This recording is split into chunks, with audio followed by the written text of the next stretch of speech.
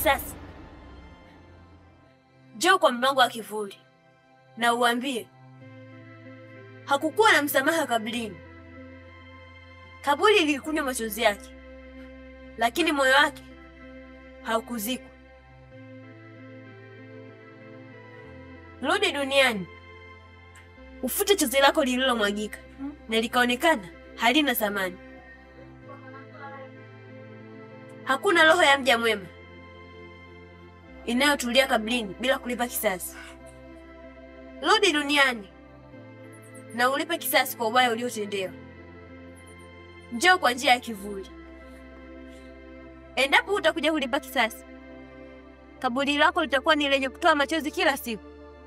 Kaburi ambalo limeshindwa kutekeleza kulipa kisasi.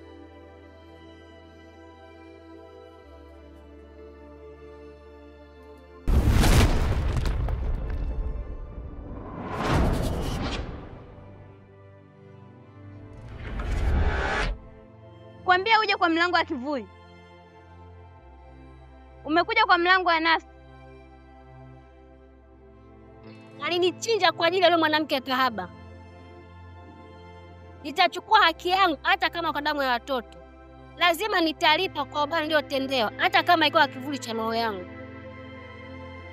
Nakupa siku 3. Endapo utakuwa bado hujalipiza kisasi, utarudi kaburini na roho yako pia itakufa. Na kaburi lako litakuwa bichi kila siku, lenye kutoa machozi. Kaburi ambalo limeshindwa kulipa kisasi.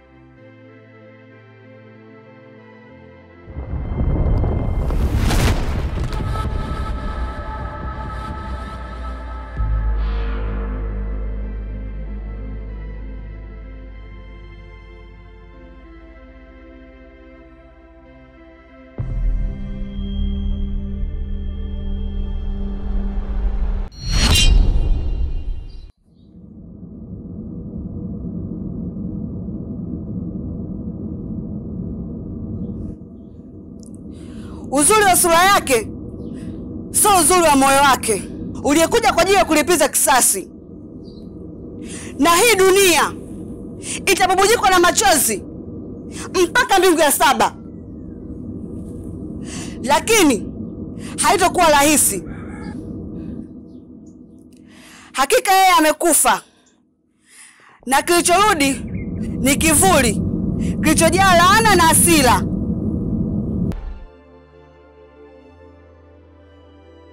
Nimekuja aidha sio kwa ajili ya kuomba bali ni kuonya. Wewe ni nani? Na mngeje na yote hodi. Mimi ni jicho la wale waliotupa kaburini bila ya haki.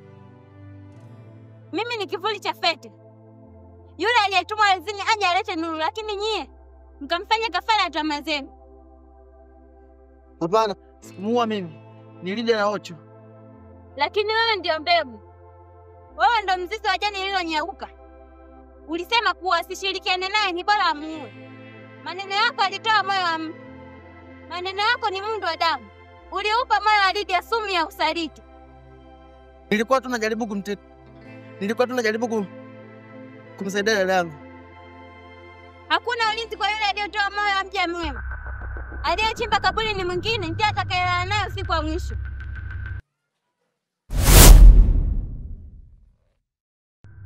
Binti, siku zote aliyeua kwa upanga naye atakufa kwa upanga. Aliyeua kwa kisu naye atakufa kwa kisu. Hata ukiua kwa sumu, chozi la uchungu litakutoka siku ya kifo chako. Hata Fete uliomuua, mzimu wake ipo siku utarudi duniani kwa ajili ya kulipa kisasi cha mauaji uliyofanya. Siku zote aliyekufa amekufa. Niweza kuwa na wewe umeshaanza kumtamani bwana wangu. Sasa mtu yeyote anayeingia katika anga zangu lazima nimfanyie kitu chochote. Sasa na wewe kama unajilengesha kwenye anga zangu, sidhani kama utabaki salama.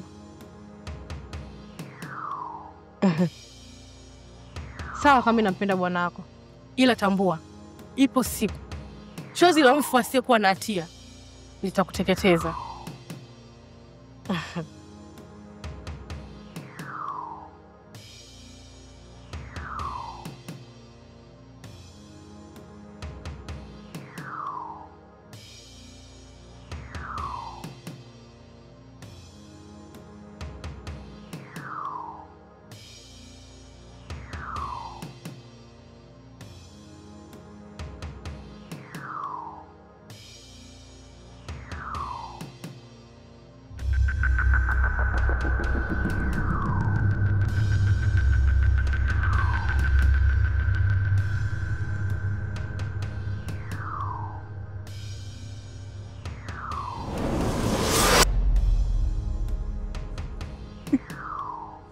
Feti, ni wewe? Wewe ushakufa tayari. Na hapa Ni kweli nilikufa, lakini roho yangu bado ipo hai. Nimekuja kulipa kisasi mpaka nihakikishe nyoa wawili mmelala ndani ya kaburi mlilonilaza mie. Kwa hiyo nitakuwa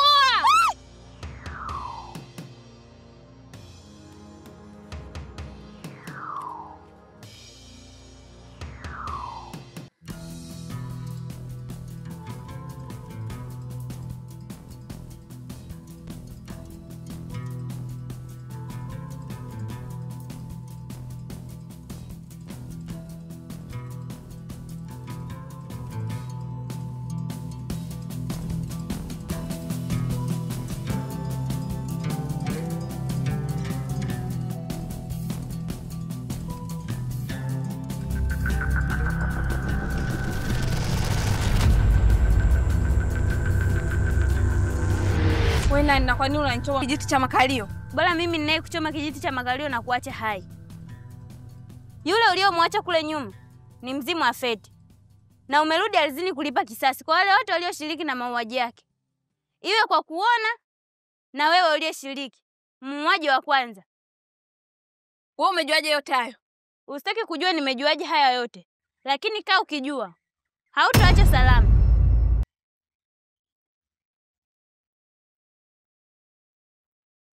Pale sana wa kuchoma kijiti cha makalio.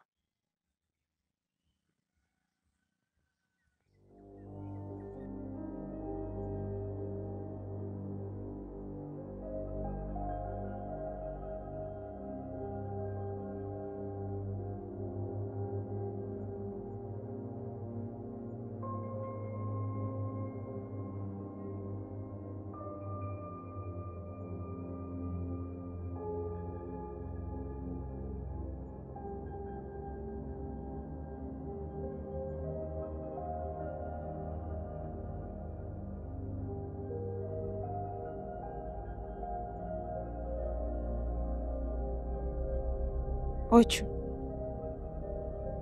kwa nini umeamua kunileta kwenye kaburi la mpenzi wako wa zamani? Hii inadhihirika wazi kwamba bado unaendelea kumfikiria katika akili yako.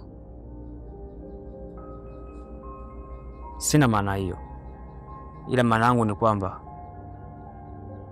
mwaka mmoja uliopita Feti ndiye alifariki.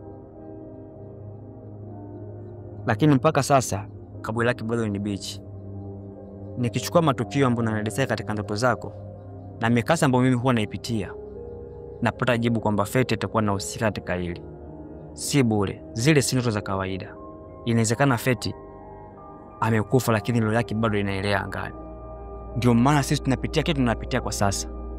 Hivyo, maana kama kukuchukua nyumbani na kukuleta hapa ili niweze kuja kuzungumza naye vizuri. Kwa sababu kabla ya kifo cha Feti tulikuwa na ahadi. Kitu pekee cha mimi na Feti kutenganisha ni kifo. Sasa Feti ameshakufa. Kwa hiyo mimi ninachokihitaji nataka nimkumbushe hicho kitu ili aweze kutuacha na maisha yetu sisi hapa tuendelee kuishi tukiwa vizuri. Sawa? maisha yanaendelea, lakini roho yangu haikuwahi kuvuka mlango wa kaburi. Nitamaliza mlango mlioanza, kaburi halijafungwa mpaka yenyewe wawili mlale ndani yake. Laana ya mfu haishi kaburini, huanza pale waishi wanaposahau. Unalala juu ya kaburi langu. Sikio lisilosikia laambiwa huambiwa kilio. Marafiki wa damu walibeba panga, sasa linawafuata. Watakaoangusha moyo usisahau, mzimu inuka mbele ya jua.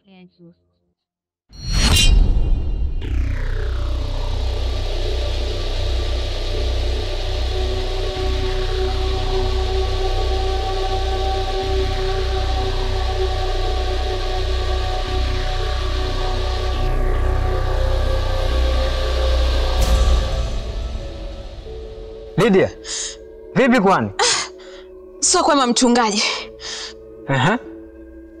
Hivi mchungaji, nikuulize swali. Hebu uliza. Hivi ulitumia sala gani wakati Feti anazikwa? Mbona sala naitumia ni ya siku zote tunayowazikia na hao wengine? Hapana. Maana nimesikia sauti ya Feti kwa masikio yangu mawili nikiwa na akili zangu timamu. Nimesikia sauti ya Feti makaburini. Au mawazo yako? Hapana. Ni akili yangu kabisa nikiwa na akili timamu mchungaji. Unaogopa sana. Kwa mmekaa mna confirmation mambo yenu. Yaani hii leo ndio imekuwa confirmation mpya leo. Yaani mchungaji kabisa, yani mtu wa Mungu aliyakuwa na kondoo na waongoza, unashiriki kwenye mambo ya kuua. Hii mpya. Kwa serious katika jambo unaloliongea. Nimewasikia kila kitu.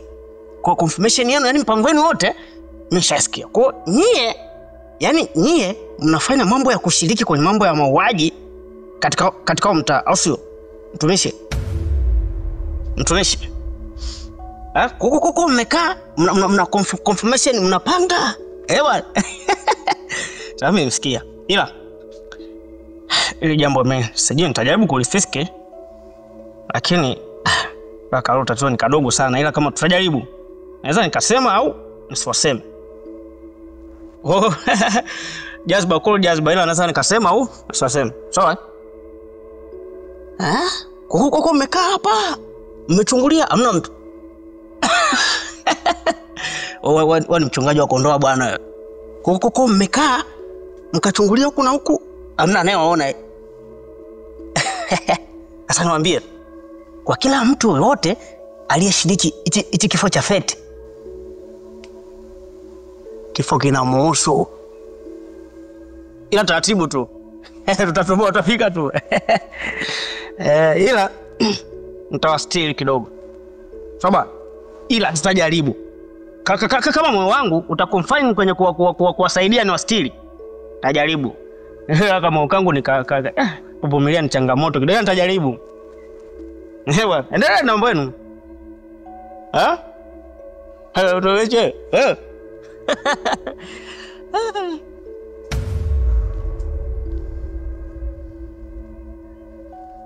Ameajuaje?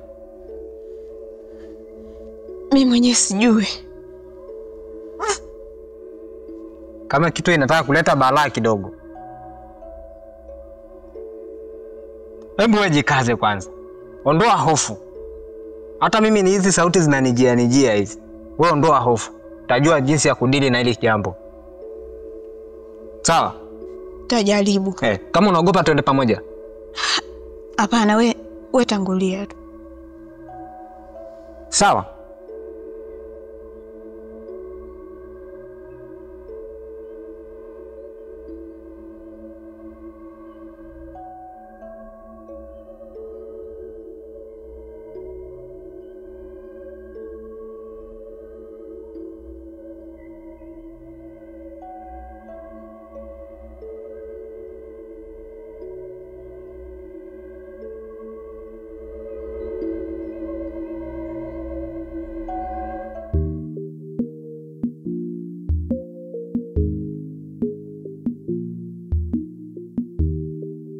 Vipi?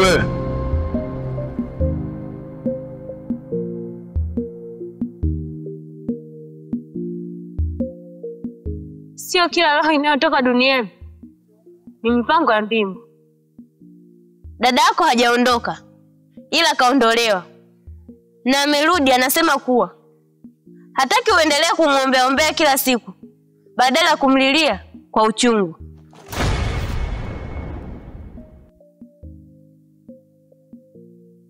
Dogo, kifo cha mdogo wangu hakihusiani na ushetani wenu. Na chengine, habari za makaburi huwa zinaishaga makaburini. Usiniletee drama kupitia kifo cha mdogo wangu. Nilichokifahamu ni kwamba wewe unatafuta umaarufu kupitia maiti ya mdogo wangu. Hivyo basi, sihitaji maneno yote kutoka kwako. Toka! Toka!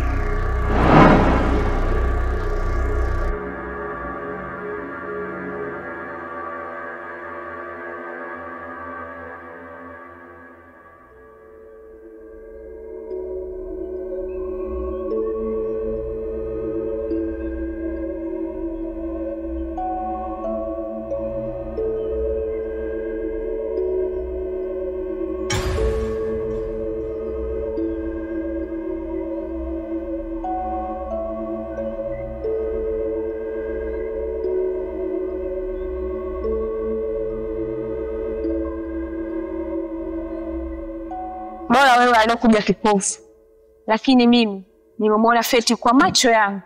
Hii inawezekana vipi mtu aliyefariki akawa hai?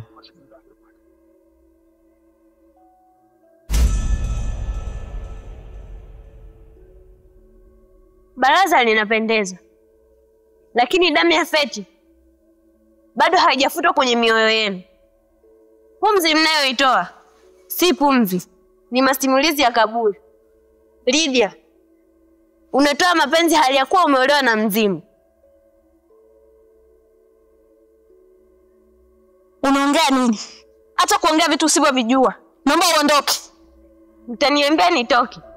Mnajichochea kwenye moto usio na mwali.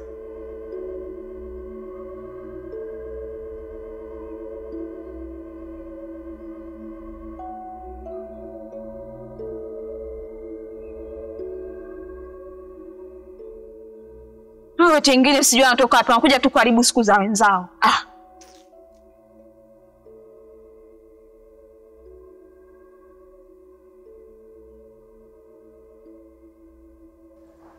Zigambe, ulisema kuwa unajua kufufua milango ya kaburi.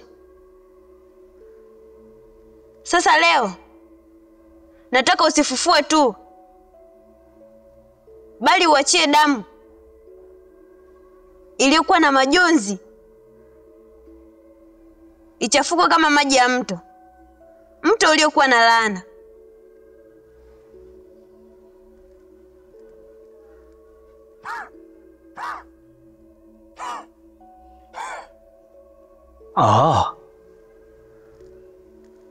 Ni nani huyu unataka tukamfufue? Na mwanga wako wa ndani unanichoma kuliko jua la mchana. Ni nani huyu unataka?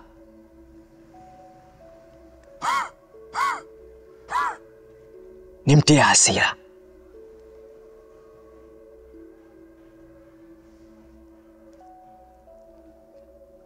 Feti aliuliwa kwa khiana sana, kwa sababu ya mapenzi ya kishetani, na kuamuru uende kaburini kwake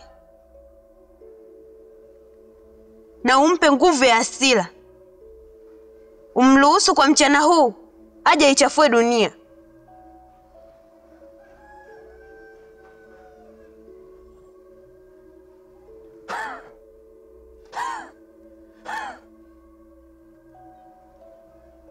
Hauhisi atachafukwa na roho na kuja kuiteketeza dunia? Kwa nini usiweze kuwa na huruma? Kuchafuka kwa roho au kumwonea huruma mwanadamu? Nilishaacha. Salama ilikufa pale damu yake ilivyomwagika kwa mapenzi ya mavi. Sitahofia mtu yoyote kutolewa roho yake.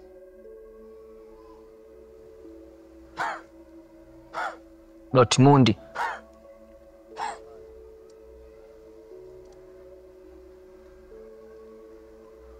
sawa, nitafanya kama ulivyotaka, lakini tambua kwamba watu wengi watateketea katika hili.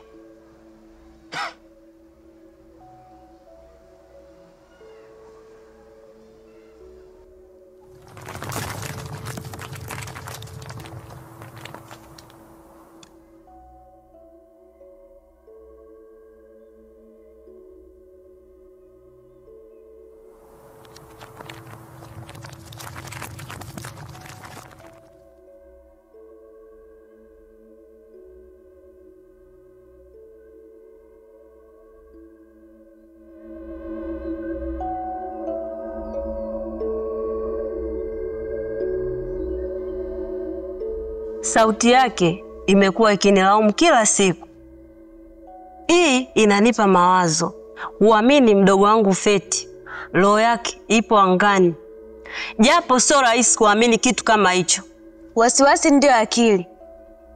Sidhani kama kuna sauti ya mfu asiye na hatia inaweza kuwa na uongo ndani yake. Sio rahisi roho iache mwili kisha irudi tena kwenye mwili. Nilimwamuru Feti aje kwa njia ya kivuli na akaja kwa njia ya nafsi. Nikamwamuru arudi kaburini. Lakini sasa nimemwagiza mzee mwenye uwezo wa kufungua milango ya kaburi ya wafu wasiokuwa na hatia. Hivyo muda wote linaweza likatokea lolote.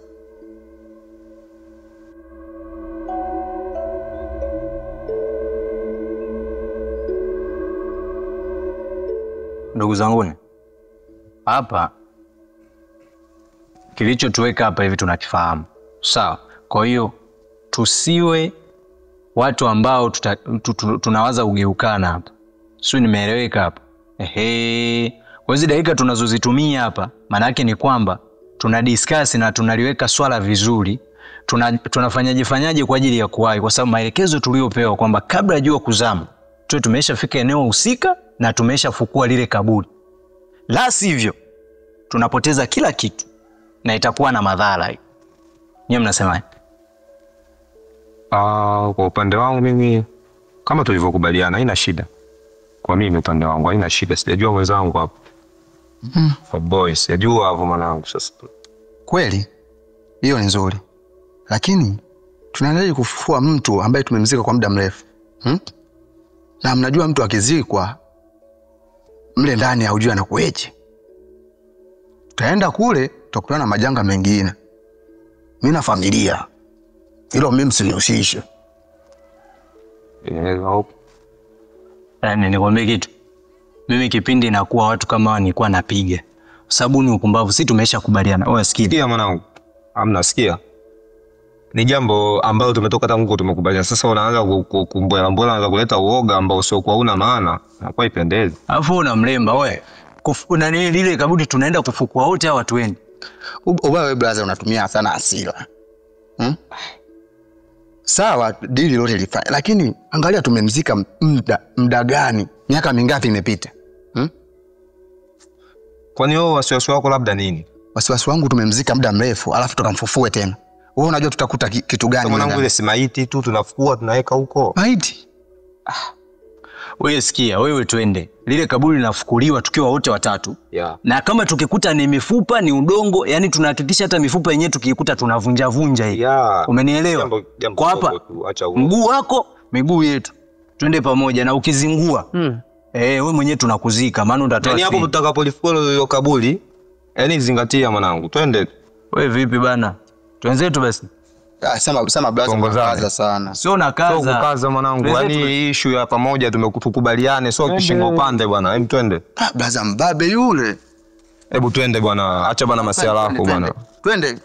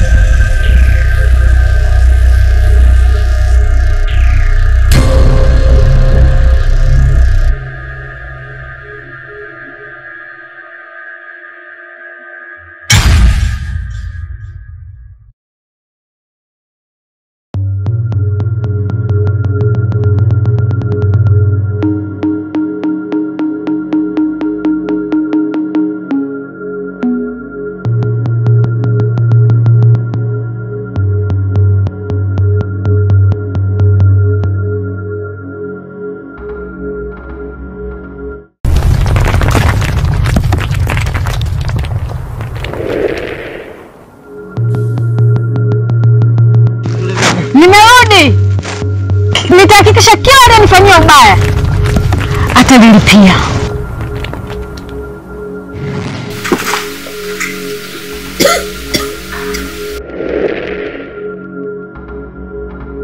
Tatizo lako umenishika mwili wangu bila ruhusa yangu. Pole sana kwa kilicho kukuta.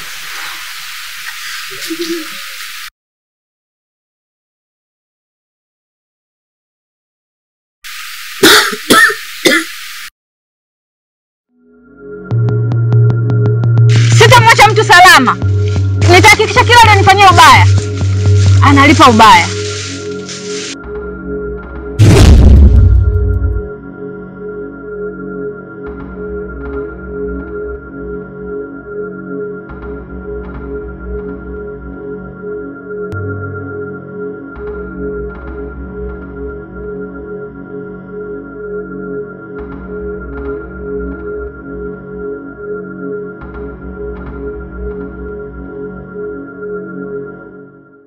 Niwache.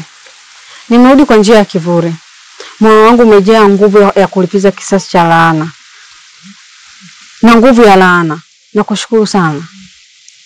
Vizuri. Uzuri wangu mimi. Nafsi yangu haikai ikatulia ikaona nafsi ya mtu mwingine inadhulumiwa. Au roho ya mtu inatuweka duniani pasipo sababu ya msingi. Siwezi kulivumilia hili. Na kuamuru, nenda ukalipize kisasi kwa kila aliyekutendea unyama.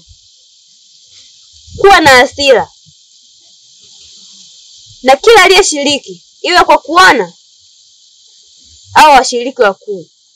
Usije ukamwacha hata mtu mmoja aliyeshuhudia kifo chako kisha akanyamaza kimya.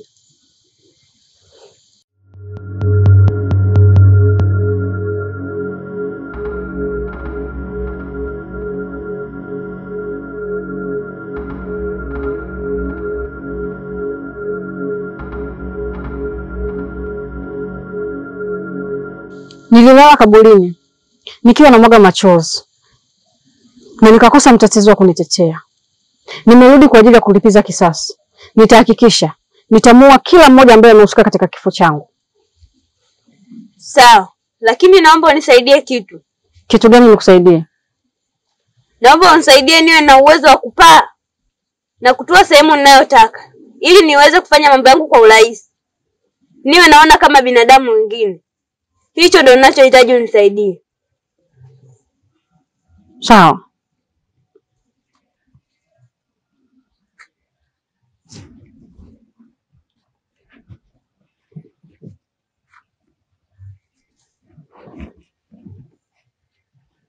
Na sasa unaweza kuona. Lakini utaona kwa vitu muhimu tu. Shukrani kwa hili.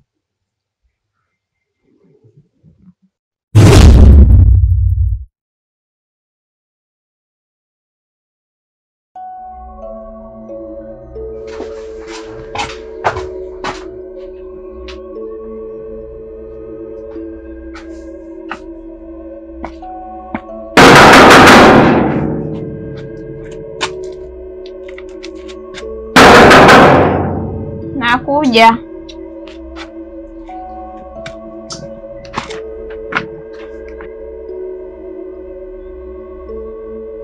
Ulinipa jembe, lakini kumbe ulinipa laana.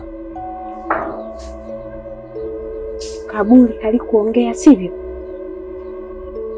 Sauti haikusikika, lakini kwenye kaburi la Feti kuna mtu anaishi. Uliogopa kivuli? Sio kila kivuli ni cha mti. Kuna vingine vinatembea bila mwili.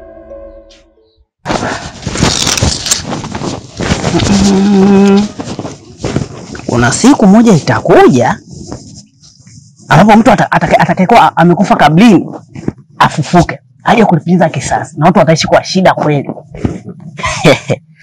Itakuja. Vipi ndugu yangu? Poa bwana. Ramtei? Niambie. Vipi bwana? Samahani. Naomba nikuulize. Unajua nini kuhusiana na kifo cha Feti wewe? Aka. Bana, mimi sijui chochote ila lakini kama kadogo bana, acha mimi nikwambie tu kweli bana. Unajua, bana mimi mwazi, lakini usidoka nitaja. Siwezi kukutaja. Wewe nielekeze ukweli. Maana maneno unayozungumza wewe nimesikia nazungumzwa tena. Bana hapo kama ni kadogo lakini ila ukinitaja mimi sipo. Kuwa na amani. Bila kuruka bana. Siwezi kukutaja, kuwa na amani. Sasa msikia bana Ramtei. Mimi kwa macho yangu mawili nimemshuhudia huyu nani huyu Redia na mchungaji wanazungumzia habari za kifo cha Feti. Kwa jinsi nilivyosikia wanaonekana wale ndio wamemuua Feti wale. Ila usibuka nitaja. Ni ukibia tu kasiri hapo taratibu, lakini siwezi kukutaja. Ushaanza kuota ndoto za mchana. Nilienda na pumzi kufukua kaburi, lakini nimerudi na mzigo mzito na sauti ya Feti. Kwa hiyo sasa naomba unipatie pesa yangu tuliyokubaliana. Kazi bado haijaisha bado. Maiti iliyokasirika inaweza ikaamka kabla ya muda. Acha kunitisha.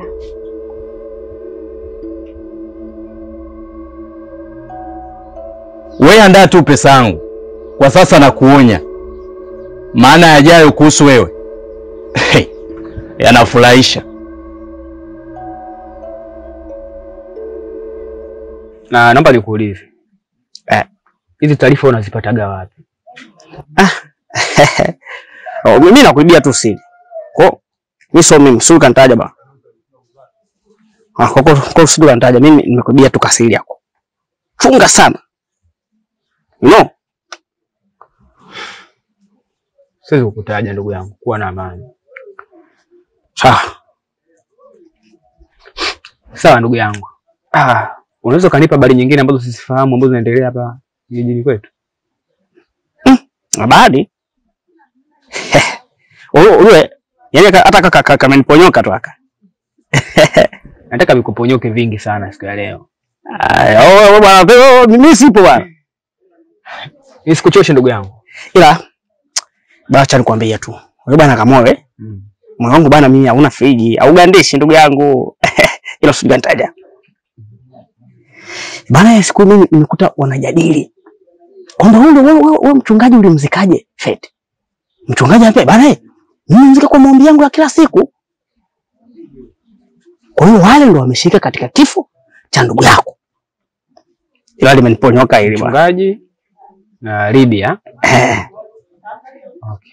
Taratibu tu tutafika. Ila usituka nitaja bwana. Usijali. Wewe unaweza kaenda. Au kama niponyoka bwana. Au kama kuponyoka. Kwa kweli bwana. Naenda nako. Wewe nenda ndugu yangu.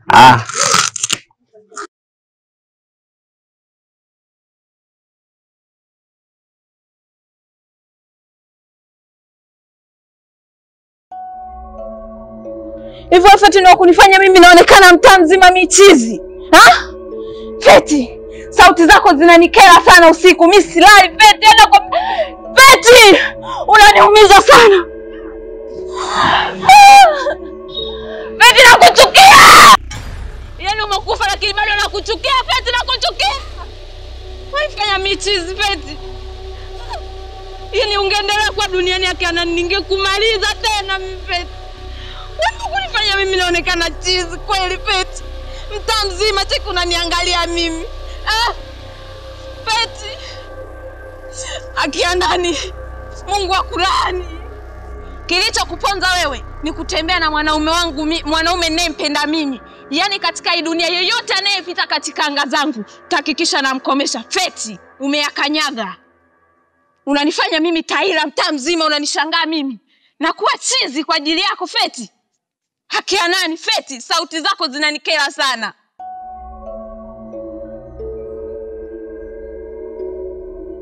Mlifikiri kaburi limefunga kurasa? Lahasha. Kuna waliolala kwa udongo, lakini nafsi zao hazijalala.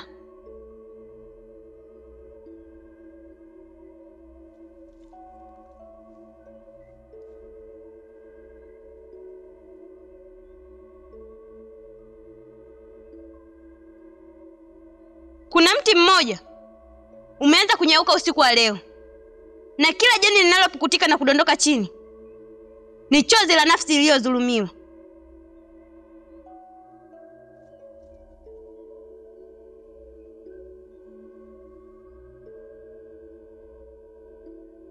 Sijaja kwa upole, ardhi itatetemeka, mtaishiwa hewa na mtajificha kwenye kiza, lakini macho yangu yatawaona.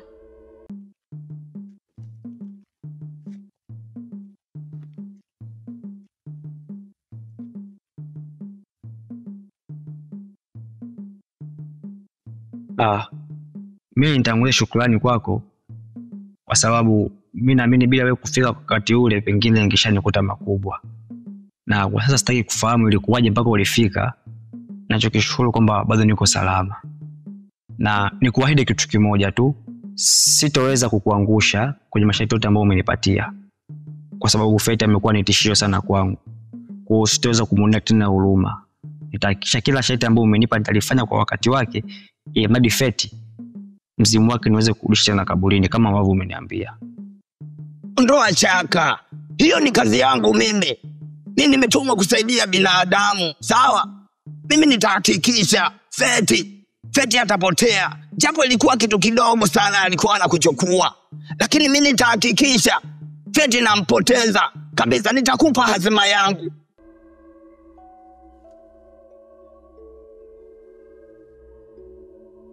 Chuma kitapinda na jasho la mtu mwenye haki litakuwa sumu kwa waovu, na jina la Fate litakuwa radi juu ya paa ya mtu mnafiki.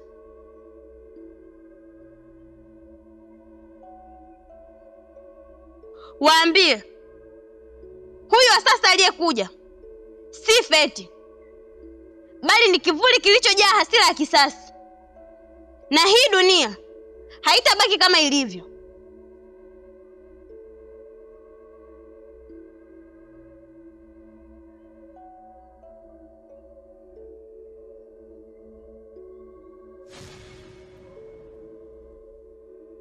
Utakwenda njia ya panda na kukabidhi.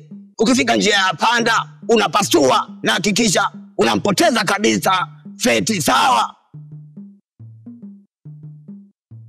Kamata hii. Ukifika njia ya panda unahakikisha unapasua, na ukipasua usiangalie nyuma, unaondoka kabisa. Kama mambo yako yatakuwa yameisha, sawa? Sawa, mimi nimekuelewa. Ukifika ukivunja, tumunga masharti. Ukivunja usiangalie nyuma. Sawa. Sitakosea hata mara moja. Basi sawa. Nashukuru sana. Hakuna shida. Tunaona kwa wakati mwingine. Hamna shida.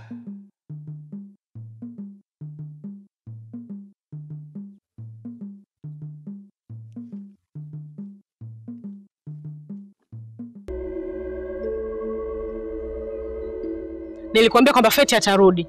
Na sasa Fate amerudi kwa ajili ya kulipiza kisasi chake. Ulidhani ulivyomuua kwamba hatakuja kulipiza? Haya sasa, nakuonea huruma. Kama Yesu atarudi, basi na Fate amerudi. Hivyo basi, kaa tayari kwa ajili ya kisasi chake. Asante sana kwa kumsaidia Ochi. Ila nina jambo moja nataka unisaidie. Yule kipofu sasa hivi kashaanza kuona. Na ingali yeye akiona ataleta matatizo makubwa sana. Maana mama yangu yeye ndiye alomsababishia ule ukipofu. Na akiona italeta madhara makubwa kwa jamii, maana ana uwezo mkubwa sana.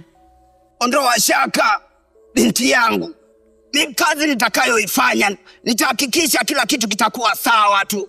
Nitahakikisha hakuna tatizo lolote, sawa?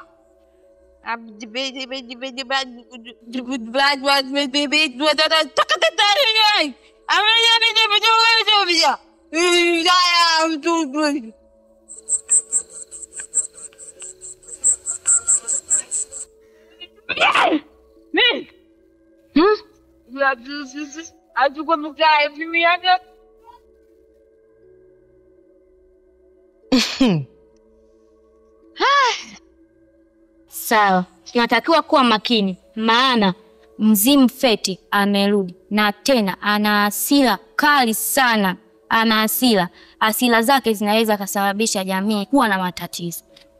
Nikutoe shaka binti yangu, mimi nitahakikisha hakuna chochote kilichokufa kinaweza kuwa tena duniani mjukuu wangu. Nitapambana na hakikisha, ondoa shaka, hakuna chochote kitakachoharibika, sawa? Habari za ujio wa Yesu mimi nilijua tu wameamua kubunibuni tu vitabu kwamba Yesu atakuja atafanya nini. Nilijua ni utapeli. Unamaanisha nini kuongea hivyo? Yaani kuna uhakika, kuna 99.9 Yesu kurudi. Kwa sababu huwezi amini, nimethibitisha kwa macho yangu mawili.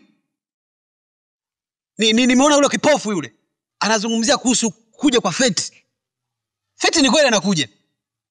Mbona ile jambo lipo serious sana? Lipo serious. Si mara ya kwanza wala mara ya pili. Sasa mimi naweza kuamini kitu. Ila inawezekana vipi mtu aliyokufa anaweza kurudi tena duniani? Inawezekana. Yaani kwa kupitia yule kipofu kuzungumza mazungumzo yake yale. Yule kipofu habahatishagi maneno. Pepesagi. Yaani akizungumza kitu kimetokea. Yaani yule kipofu tungempa unabii hapa mtaani. Kwa sababu inaonekana yule marehemu alivyokufa, inaonekana hajafa kihalali. Yaani amekufa, nafsi yake bado ipo mtaani inaelea. Si unaelewa? Kwa hiyo sasa hiyo inasababishia mimi niamini ni kweli anarudi. Unajua? Sio yeye tu aliongea. Watu wengi sana wanaongea hilo swala. Na wewe sio mtu wa kwanza kuniambia hilo swala. Kwamba anarudi yule marehemu wewe. Ila sasa kwa nini mtu aliyokufa anarudi na wamekufa wangapi? Ili awe Feti ndio arudi peke yake? Inawezekana vipi? Sasa la mtee kwa staili. Mimi naamini wote wale waliokufa kwa kufanywa roho mbaya wapo tu wanaelea. Ila tu hawaamui tu kufanya mabifu yao. Ila wapo. Kwa sababu kama mtu umemtoa sio kihalali, ina maana akifa kama anarudi ndio hivyo. Basi kuna maiti nyingi zinazurura huko mtaani, zinazurura tu tunapishana nazo, roho nyingi sana za watu. Feti.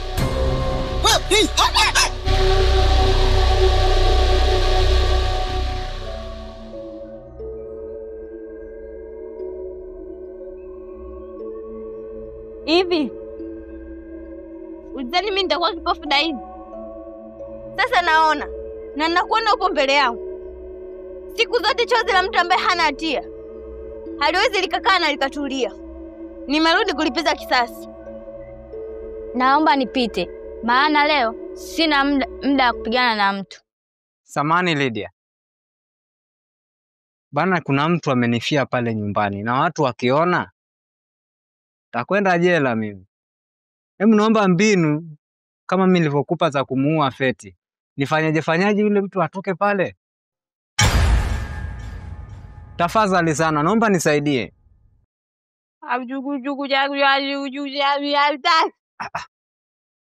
Ndio majibu au? Mimi nakwambia jambo la serious, jambo limenikaa kooni hapa. Yaani mzigo umenitwisha mzito. Asa leo ndipo utaujua upande wa shilingi. Unafikiri nilivyokuwa kipofu nilipitia maumivu gani? Ninaomba kupita, maana leo sitaki kulumbana na mtu. Naomba kupita, maana leo sina muda wa kupigana na mtu.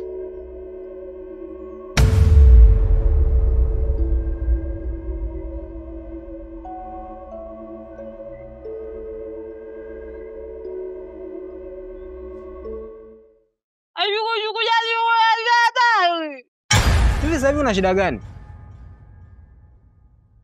Sasa hivi una shida gani?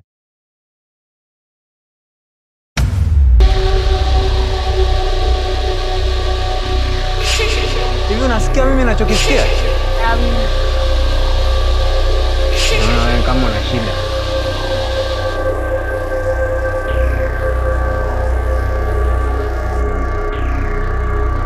Unajua sauti zinanichanganya sana.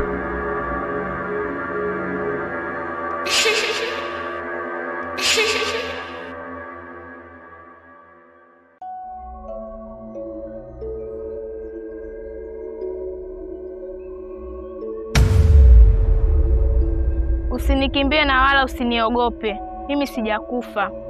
Ila ule ulikuwa ni mchezo tu wa kuadhilisha wale wote waliomfanyia ubaya dadako Feti. Mdogo wangu, hofu na mashaka zimetanda kwenye kijiji hiki. Na watu wanakufa bila sababu za msingi. Na kinachowaua ni kitambaa. Kwa hiyo cha kukuomba mimi hapa, nataka nitoke niende gengeni. Nakuomba uniombee huko napoenda nifike salama na nirudi salama. Na nakuomba ubaki hapa usitoke. Ngoja mimi niende gengeni kuangalia kitu cha kupika. Hivyo basi, nakuomba atangazie watu wote kuwa mchungaji ameniua. Hata niona mtu yote isipokuwa ni wewe tu. Nitajificha. Fanya kama nilivyokuambia.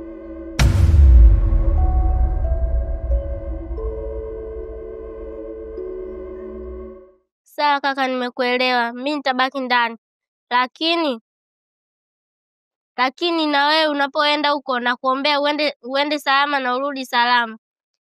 Manake hicho kitambaa ukikutana nacho kikukaba kama wengine, ukifa nitabaki mpweke. Sawa mdogo wangu, usijali.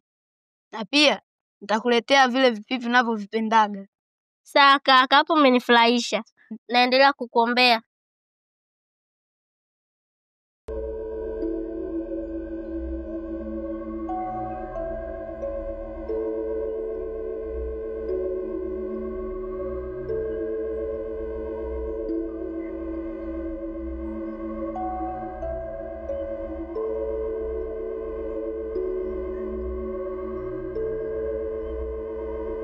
Feti, utanisamehe kwa yale yote ambayo yameshatokea.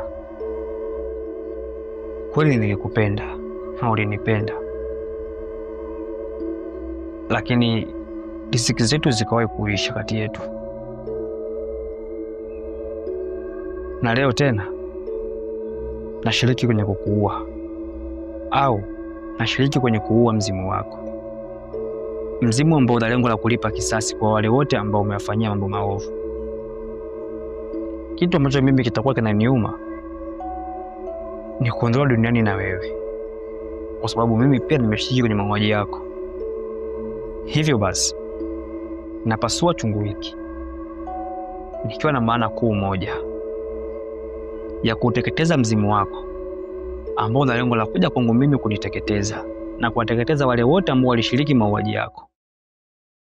Hivyo basi kitakapopasuka chungu hiki, chungu ambacho kimetengenezwa kwa udongo, basi na wewe uteketee kama vile ambavyo chungu hiki kitateketea, na utarudi chini ya udongo, nikimaanisha kaburi.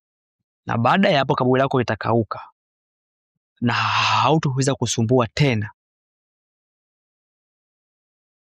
Natambua kwa sasa uko mavumbini na una uwezo wa kwenda popote unapopataka kwa ajili ya kulipa kisasi, lakini samahani sana Feti, leo na uteketeza na mzimu wako.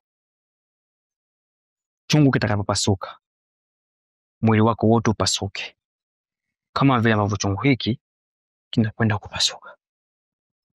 Samahani Feti, nilikupenda sana, lakini sipo tayari uniwahi tena kwenye kuniua. Kwaheri.